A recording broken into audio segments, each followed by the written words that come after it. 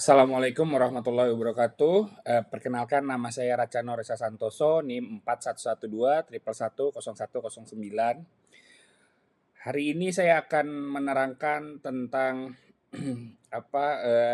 aspek khusus, aspek hukum dalam konstruksi untuk memenuhi tugas besar 2 dengan dosen pengampu Ibu Lili Kholidah.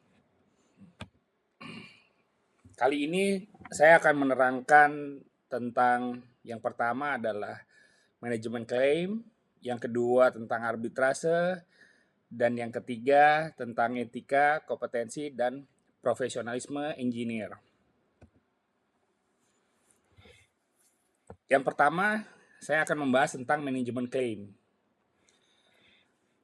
Jadi klaim konstruksi itu adalah klaim yang timbul dari hubungan dengan pelaksanaan suatu pekerjaan jasa konstruksi antara pengguna jasa dan penyedia jasa, atau antara penyedia jasa utama dengan subkontraktornya, atau dengan pemasok bahan, atau dengan pihak luar, atau pengguna jasa dan penyedia jasa yang biasanya tentang utamanya tuh 2, permintaan tentang penambahan waktu atau penggantian biaya atau kompensasi lainnya.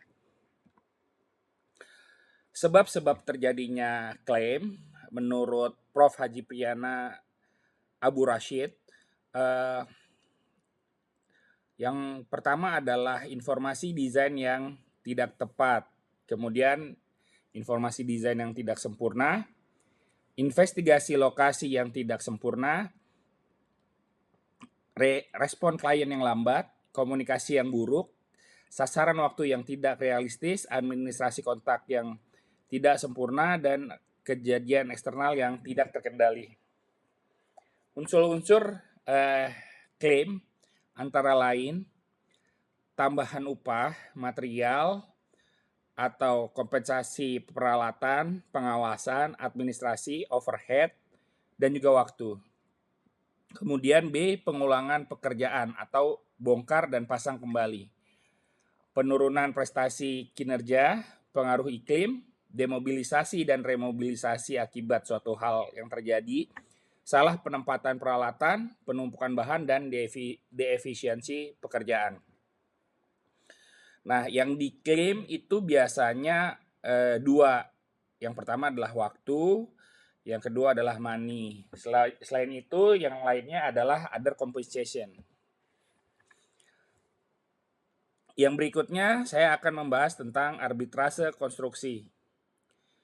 Jadi arbitrase adalah upaya hukum atau penyelesaian suatu sengketa perdata di luar peradilan umum yang didasarkan pada suatu perjanjian arbitrase yang dibuat secara tertulis oleh para pihak yang bersengketa. Dalam hal arbitrase ini biasa disebut pemohon atau termohon. Nah, orangnya yang melakukan yang mengeluarkan putusan dari arbitrase adalah arbiter. Kemudian lembaganya adalah lembaga arbitrase. Dan putusannya bernama putusan arbitrase. Putusan arbitrase ini berada di bawah hukum RI, dan hasil putusan ini diakui juga oleh lembaga arbitrase internasional. Nah, kenapa sih orang atau pihak yang bersengketa akhirnya lebih memilih jalur arbitrase? Biasanya pemohon dan termohon yang memilih jalur arbitrase dalam sengketa, mereka menginginkan upaya hukum yang cepat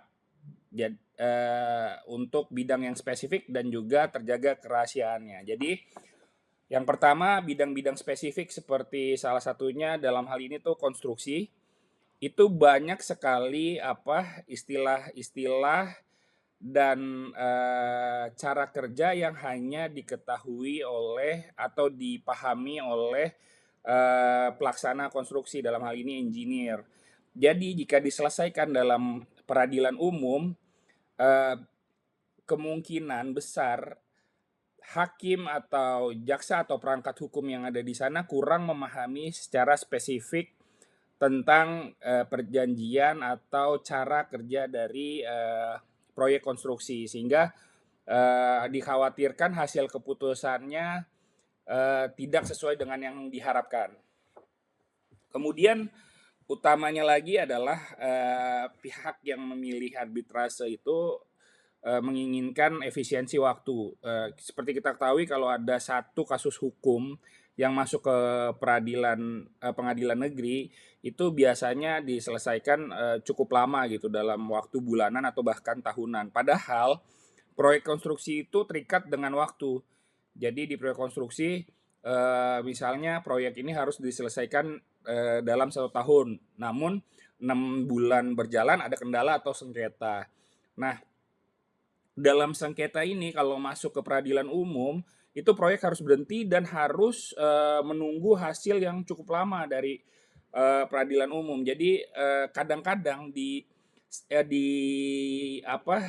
area sengketanya itu adalah area yang, subsequent, artinya pekerjaan lainnya tidak bisa berjalan sebelum yang disengketakan ini deal dulu. Nah, ini cukup memakan waktu atau cukup jadinya nanti lama kalau di peradilan umum. Makanya, jalur arbiter ini, keputusannya relatif lebih cepat, dan juga tadi, bisa bidangnya ditangani oleh arbiter yang khusus untuk konstruksi. Kemudian yang, menjadi pilihan lainnya adalah yang utama adalah juga menjaga kerahasiaan antara kedua belah pihak. Karena proyek konstruksi ini, para pihak sama-sama menjaga, citranya. Jadi, jika ada kesalahan atau hal yang, tidak perlu diketahui publik, ini, sebaiknya disimpan di dalam, di internal, pihak-pihak yang bersengketa saja. Kita ketahui kalau kalau masuk ke peradilan umum, hasil putusannya ini menjadi konsumsi publik dan di sana detail semua dokumen-dokumen akan keluar. Sedangkan di arbitrase ini tidak demikian, proyek ini di-keep untuk, pihak-pihak yang bersengketa dan untuk, lembaga arbitrasenya saja atau, orang arbiternya. Nah, syarat menjadi arbiter menurut Undang-Undang 30 tahun 1999 yang pertama adalah cakap melakukan tindakan hukum. Kemudian berumur paling muda 35 tahun. Yang berikutnya adalah independen, tidak mempunyai hubungan keluarga sedarah atau semenda sampai dengan derajat kedua dengan salah satu pihak yang bersengketa. Dan tidak mempunyai kepentingan finansial atau kepentingan lain atas putusan arbitrase. Dan yang paling penting memiliki pengalaman serta menguasai secara aktif di bidangnya paling tidak 15 tahun. Tadi tentang arbitrase, kemudian yang selanjutnya adalah tentang etika, kompetensi, profesionalisme engineer.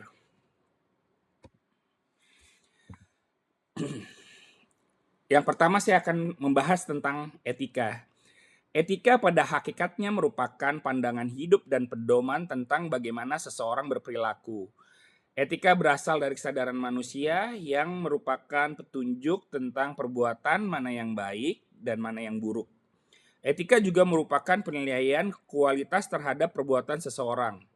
Etika profesi terdapat suatu kesadaran yang kuat untuk mengindahkan profesi pada saat mereka ingin memberikan jasa keahlian mereka kepada klien. Kemudian profesi itu sendiri adalah istilah profesi telah dimengerti banyak orang sebagai suatu hal yang berkaitan dengan suatu bidang yang sangat dipengaruhi oleh pendidikan dan keahlian, sehingga banyak yang bekerja tetapi sesuai dengan keahliannya saja dan diperoleh dari pendidikan kejuruan atau kuliahnya. Profesional adalah erat kaitannya dengan profesi yang memerlukan kepandaian, untuk menjalankan, untuk menjalankannya. Profesional adalah seseorang yang benar-benar ahli di bidangnya dan mengandalkan keahliannya tersebut untuk, menjadi mata pencariannya. Kode etik profesi itu suatu tatanan etika yang telah disepakati oleh suatu kelompok masyarakat tertentu. Kode etik umumnya termasuk dalam norma sosial, namun bila ada kode etik yang memiliki sanksi yang agak berat, maka masuk ke dalam kategori norma hukum. Kode etik juga dapat diartikan sebagai pola aturan, tata cara, tanda, pedoman etis dalam melakukan suatu kegiatan atau pekerjaan. Kode etik merupakan pola aturan atau tata cara sebagai pedoman perilaku. Tujuannya agar profesional memberikan jasa sebaik-baiknya kepada kliennya, dan adanya kode etik akan melindungi perbuatan yang tidak diinginkan atau tidak profesional. Prinsip dari etika profesi yang pertama adalah tanggung jawab. Di sini tanggung jawab terhadap pelaksanaan pekerjaan itu sendiri dan terhadap dampak dari profesi itu sendiri ke kehidupan atau masyarakat pada umumnya. Yang kedua adalah keadilan. Prinsip ini menuntut kita untuk memberikan pada siapa saja apa yang menjadi haknya. Dan yang ketiga adalah otonomi. Prinsip ini menuntut agar setiap profesional memiliki dan diberi kebebasan untuk menjalankan profesinya. Tujuan kode etik antara lain menjunjung tinggi martabat profesi, menjaga dan memelihara kesejahteraan para anggota, meningkatkan pengabdian para profesi, meningkatkan mutu profesi, meningkatkan mutu organisasi profesi, meningkatkan layanan di atas keuntungan pribadi, mempunyai organisasi profesional yang kuat dan terjalin erat, dan menentukan baku standar untuk sendirinya dalam berperilaku. Fungsi dari kode etik untuk memberikan pedoman bagi setiap anggota profesi tentang prinsip profesionalitas yang digariskan sebagai sarana kontrol sosial dan juga mencegah campur tangan pihak lain di luar organisasi profesi yang dapat mempengaruhi perilakunya. Daftar pustaka pada presentasi kali ini diambil dari modul perkuliahan aspek hukum dan dalam konstruksi Universitas Mercu Buana dan juga Undang-Undang Nomor 30 Tahun 1999. Demikian presentasi dari saya. Harapannya dengan presentasi ini orang dapat mengerti tentang bagaimana atau apa jalur hukum yang bisa ditempuh dalam kasus atau sengketa konstruksi di mana penyelesaiannya butuh waktu yang cepat, butuh dijaga kerahasiaannya dan juga bidangnya juga spesifik. Kemudian seseorang juga jadi tahu apa itu kode etik, profesionalitas dari engineer.